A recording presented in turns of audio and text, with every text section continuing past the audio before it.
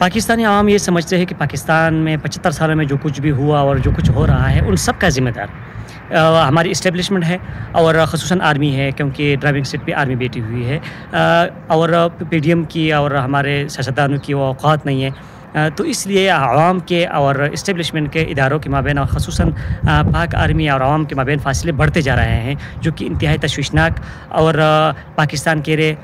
زہر قاتل کی مانند ہے، کیونکہ ہمارے فوج تو بہت پروفیشنل ہے لیکن انٹرفیئرنس کی وجہ سے، سیاست میں مداخلت کی وجہ سے وہ بدنام ہو رہی ہے، اور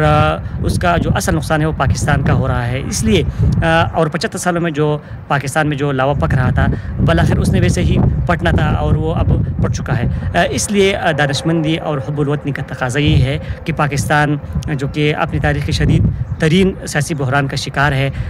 پاکستان میں فوراً صاف اور شفاف انتخابات ہو بغیر کسی پولیٹیکل انٹرفیئرنس کے۔